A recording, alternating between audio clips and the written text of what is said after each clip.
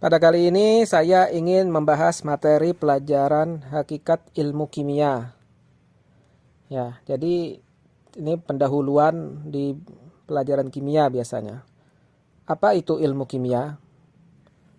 Jadi kimia adalah salah satu cabang ilmu pengetahuan yang mempelajari tentang materi, sifat-sifatnya, serta perubahan yang terjadi pada materi tersebut. Kimia sangat penting dalam kehidupan sehari-hari, mulai makanan hingga teknologi. Ini artinya kimia ini sangat banyak di sekitar kita, namun mungkin belum disadari. Oleh karena itu, kita di sini akan lebih mengenal apa itu ilmu kimia sehingga kita paham di sekitar kita ini sangat banyak ya reaksi kimia dan berkaitan erat dengan kimia. Cabang-cabang ilmu kimia. Secara garis besar ada 5 cabang ilmu kimia.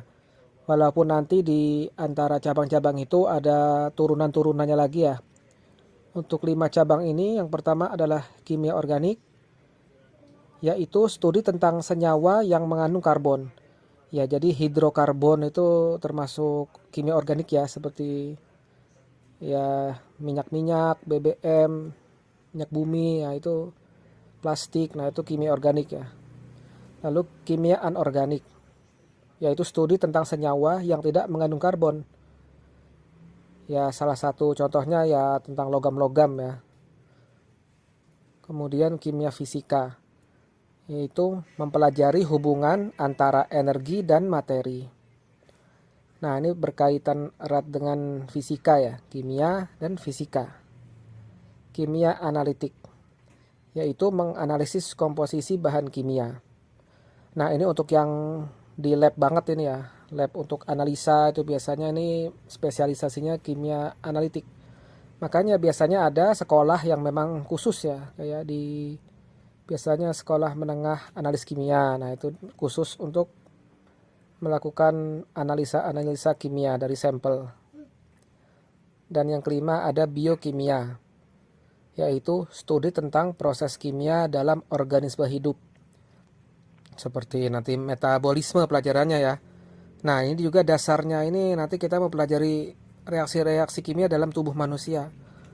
Oleh karena itu, jadi kalau orang yang paham kimia, dia juga akan tahu ya proses-proses kimia yang terjadi di tubuh manusia. Ruang lingkup ilmu kimia. Yang pertama, zat dan perubahannya, termasuk perubahan fisika dan kimia. Perubahan fisika ya mungkin kita tahu seperti es mencair atau dari cair ke padat, dan kimia. Kalau perubahan kimia ini mungkin seperti korosi ya, dan juga yang ada reaksi perubahannya ya, reaksi kimianya. Kemudian struktur atom dan molekul, yaitu menjelaskan dasar-dasar pembentukan zat. Jadi nanti ada atom, elektron, proton, neutron, dan yang menyusun daripada molekul-molekul atau zat-zat ya. Lalu ada juga yang terakhir itu energi dalam reaksi kimia. Nah, jadi reaksi kimia ini nanti perlu energi, menghasilkan energi, dan juga bagaimana keterlibatan energi dalam setiap reaksi. Manfaat ilmu kimia secara garis besar. Jadi ilmu kimia ini dipakai dalam industri, pembuatan bahan bakar, plastik, obat-obatan, dan lain-lain. Nah, jadi di bidang industri, untuk produksi ya biasanya. Kemudian di bidang kesehatan, untuk pengembangan obat-obatan.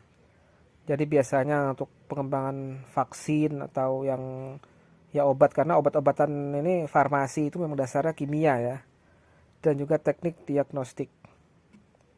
Kemudian ada juga lingkungan. Ya, itu berkaitan dengan penanganan polusi dan pengelolaan limbah. Karena ini sangat kimia banget ya untuk penanganan polusi dan limbah ini. Bagaimana limbah yang tadinya berbahaya bisa diubah menjadi tidak berbahaya. Atau bagaimana limbah tersebut bisa digunakan kembali. Metode ilmiah. Metode ilmiah dalam kimia ini meliputi observasi. Nah, ini pengamatan ya. Kita amati dulu apa yang yang akan kita teliti, kemudian kita buat hipotesisnya. Hipotesis ini seperti apa ya? Seperti perkiraan tujuan kita ya. Jadi hipotesis ini bisa benar, bisa juga salah. Nanti dibuktikan setelah eksperimen. Nah, ini eksperimen yaitu kita teliti, kita lakukan eksperimen sampai hasilnya bagaimana, nanti dapat kesimpulan. Nah, nanti setelah kesimpulan, kita tarik kesimpulan dari segala eksperimen, kita bisa mengetahui hipotesisnya tadi apakah benar atau salah. Lalu juga penerapan metode ilmiah ini bertujuan untuk menemukan hukum-hukum alam yang berlaku dalam kimia. Aplikasi kimia dalam kehidupan. Nah, ini yang lebih terapannya, spesifiknya. Kimia digunakan dalam memasak. Maksudnya ini ya nanti ada penjelasannya semua ya dalam titik didih. Bagaimana penambahan garam itu dapat menggeser titik didih juga. Lalu proses daging ya dipanaskan itu terjadi reaksi Maillard. Mengapa berubah warna. Lalu ada penggumpalan protein, koagulasi dan lain-lain ya. Pembuatan sabun. Nah, sabun ini sangat kimia sekali ya. Reaksi saponifikasi, nanti ada kaustik soda atau soda api dicampur dengan asam lemak ya. Obat, nah dari obat-obatan memang kita tahu obat kimia ya, itu memang di situ bidangnya, hingga pengolahan air. Nah, di PDAM ataupun di ya instansi unit-unit pengolahan limbah, pengolahan air itu menggunakan proses kimia ya. Nah, kimia membantu kita memahami proses alami seperti respirasi dan fotosintesis. Respirasi ini adalah pernapasan. Jadi bagaimana nanti oksigen itu masuk, ditangkap dan juga di metabolisme sampai akhirnya hasil sisanya itu adalah karbon dioksida. Nah, dan juga fotosintesis. Nah, itu kebalikannya.